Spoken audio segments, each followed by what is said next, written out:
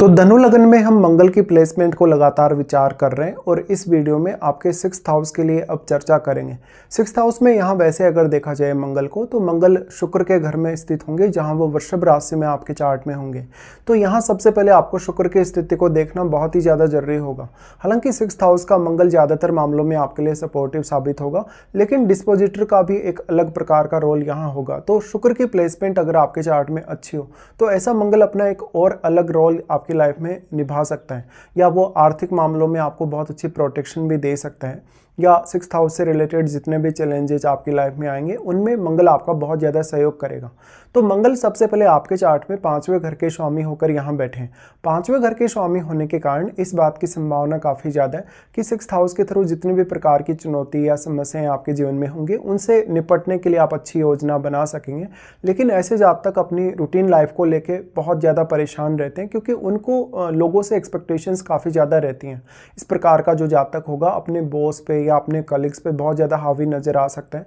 कभी कभी इस प्रकार का जातक बहुत ज़्यादा चुनौती को स्वीकार करने में सक्षम रहेगा और वो हमेशा फाइनेंशियली भी कोई बड़ी रिस्क ले सकेगा अगर शुक्र अच्छी स्थिति में हो।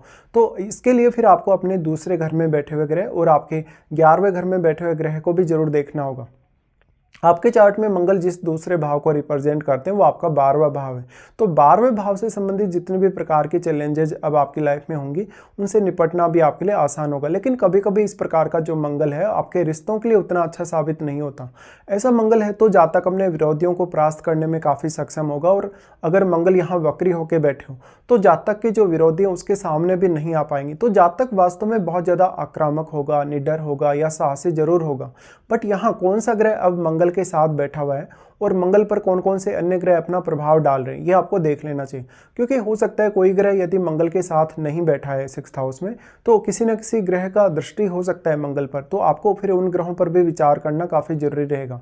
इसके साथ साथ आपके 12वें भाव में और आपके 5वें भाव में जो बैठे हुए ग्रह हैं उनका रोल भी आपकी लाइफ में काफ़ी ज़्यादा अहम हो जाता है।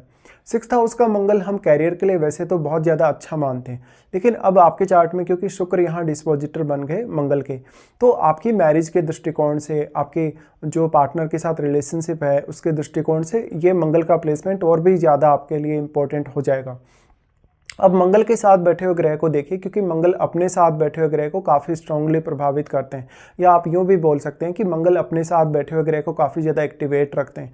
तो वो ग्रह भी आपकी रूटीन लाइफ पे या आपके जो डेली लाइफ में जुड़े हुए रिश्ते हैं उन पर काफ़ी स्ट्रॉन्ग प्रभाव अपना डालेगा। तो मंगल के साथ बैठा हुआ ग्रह आपके चार्ट में अब जिन जिन भावों का स्वामी होगा उन भावों से आपको सपोर्ट प्राप्त हो सकता है आपकी रूटीन लाइफ या आपकी डेली लाइफ में। इस प्रकार का जो मंगल होगा काफ़ी ज़्यादा जुझारू बनाएगा आपको। तो जो मंगल के साथ बैठा ग्रह है आपके लिए उन भावों से जुड़ी हुई जितनी भी प्रकार की चुनौतियां आएंगी उन चुनौतियों से भी निपटने में आप काफ़ी ज़्यादा सक्षम रहेंगे। मंगल अपना बहुत ज़्यादा फायरी प्रभाव अगर किसी भी ऐसे ग्रह पे डाल रहे हैं जैसे चंद्रमा जैसा ग्रह अगर यहाँ बैठा हो, अगर बृहस्पति जैसा ग्रह यहाँ बैठा हो, तो ये आपके लिए और भी ज़्यादा फेवरेबल साबित होगा। क्योंकि नॉर्मली हम ये मानते हैं कि जैसे अगर सूर्य जैसा ग्रह हो, अगर मंगल जैसा ग्रह हो, अगर ये ग्रह चंद्रमा को प्रभावित कर रहे हैं तो आपका मन बहुत ज़्यादा स्ट्रांग हो सकता है। तो आप में फिर आत्मविश्वास बहुत ज़्यादा हो सकता है। आत्मविश्वास के साथ साथ आप अकेले ही जीवन में बहुत कुछ करने में सक्षम भी हो सकते हैं।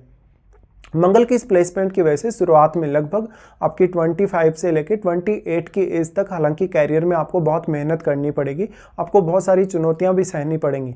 लेकिन आपके सामने चुनौतियां या स्ट्रगल तब ज़्यादा होगा आपकी लाइफ में जब अगर चंद्रमा अच्छी स्थिति में चार्ट में ना हो, या लगन में कोई बहुत सपोर्टिव प्लैनेट आपके ना बैठा हो, या लग्नेश भी आपका कमज़ोर हो। मंगल आपके चार्ट में अब पंचम घर के स्वामी होकर यहाँ आ रहे हैं, तो आपकी संतान के लिए आपके खर्चे बहुत ज़्यादा हो सकते हैं। आपके जो लव लाइफ है, आपका जो इवन मैरिड लाइफ है, उसका प्रभाव आपकी रूटीन लाइफ या डेली लाइफ पे हो सकता है।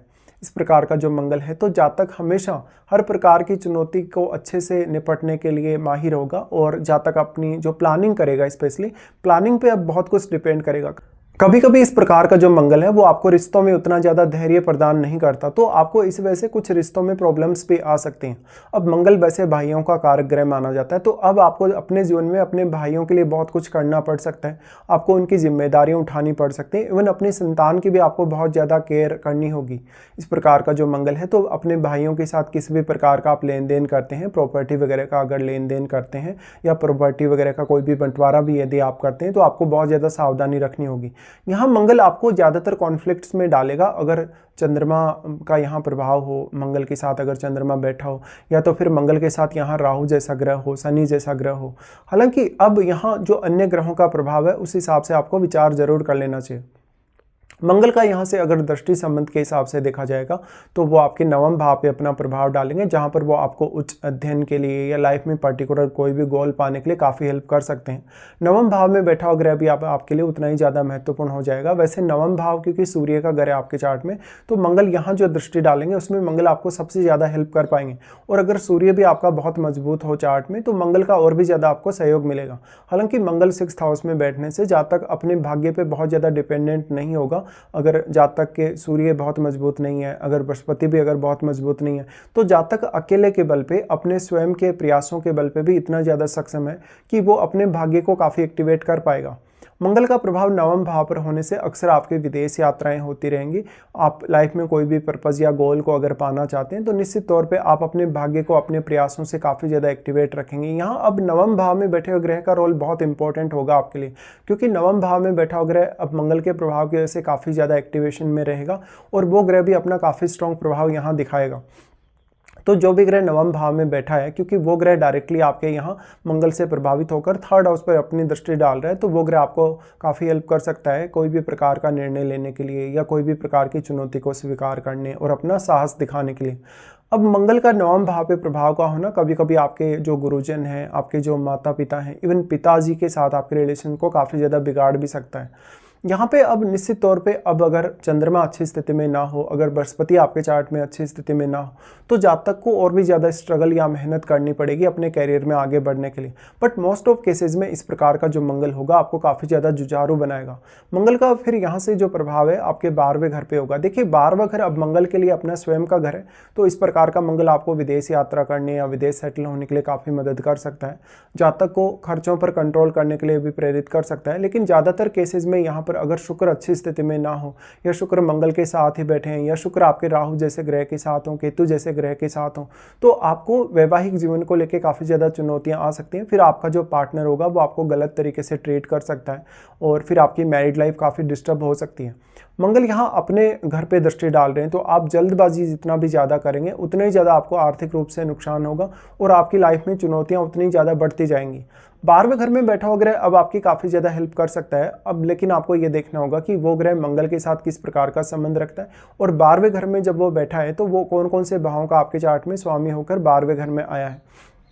मंगल आपको यहाँ 12th हाउस से रिलेटेड मामलों में काफ़ी ज़्यादा प्रोटेक्ट करने की कोशिश तो करेंगे, लेकिन यहाँ पर बहुत ज़्यादा अगर आप में धैर्य नहीं है, अगर आप में कॉन्फिडेंस अगर बहुत ज़्यादा नहीं है, बहुत ज़्यादा ओवर कॉन्फिडेंस में भी यदि आप हैं तो काफ़ी सारी गलतियाँ कर सकते हैं। गलतियाँ करने से आपका उतना ही ज़्यादा एफर्ट बढ़ जाएगा, उतनी ज़्यादा चुनौतियाँ भी आपकी लाइफ में बढ़ जाएंगी। मंगल का यहाँ से फिर लगन पर प्रभाव होगा।